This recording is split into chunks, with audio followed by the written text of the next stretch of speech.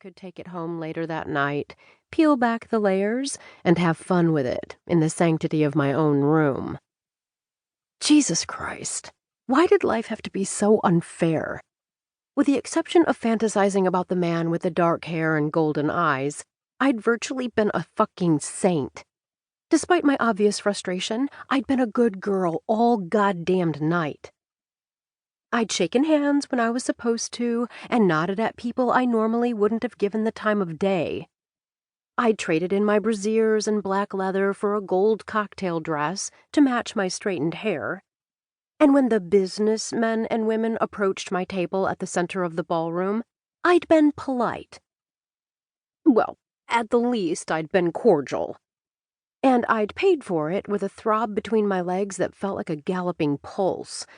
Even the wine couldn't do much to temper it. If only I could just get his attention.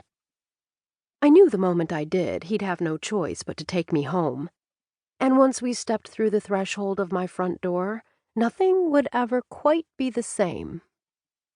So what if my father wanted me to stay behind at his dull party?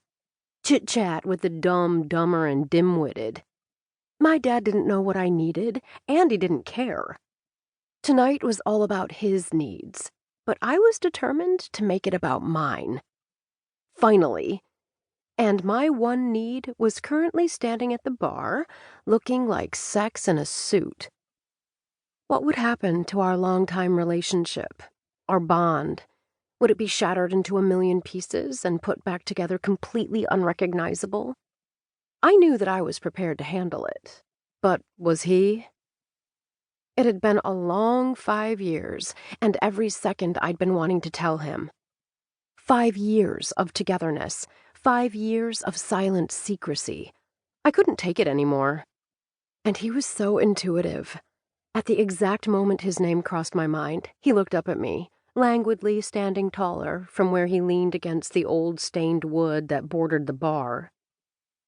His eyes fixed on me, I felt he could see right into my brain.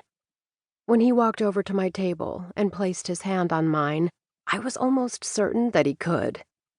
But like every night before this one, we barely exchanged words. Plastering on smiles, we said our goodbyes, gave our common courtesies, and made our exit. Hand in hand, we stopped outside of the Regency Hotel, with tension simmering on the surfaces of our skin.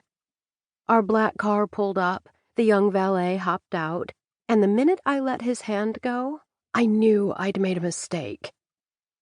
He looked at me, his stubble-lined jaw growing solid under the glow of the humid night city lights, and when he reached for the door handle to open the passenger side door, all fucking hell broke loose. And that was when the rain started. Holy shit! I let go of the deep breath that I've been holding in my sleep. I awakened from the dream before even opening my eyes. My heart still pounding, I try to let the real rain outside my window beat me back to sleep. Most people enjoy the sound of rain. They find it calming. I am not one of those people. For some reason, the rain has never given me peace. The sound of water, slow, steady, and rhythmic, parades through my bedroom, making it pulsate. And as I awake from the deep sleep, I reach my hands across the mattress, searching. What I'm searching for, I have no idea. But my hands pause when they feel emptiness. Nothing. Just the coolness of the bedspread, just the solace of an empty spot. I feel cold, inexplicably so, and when I turn over to face the window, I see a cloudy sky, scarlet curtains, and no rain. Not a single drop from the sky, at least as far as I can tell. The windows seem to be heavily fogged. But maybe not. I take a closer look. The window is thinly veiled, a tinted film outstretched over the poorly framed glass. Gray light filters in through its thin layer, and at this point, I can't even tell if the sun is shining. I can still hear the rain, but not on the outside. No, it's inside, somehow, trickling just beyond my bedroom wall.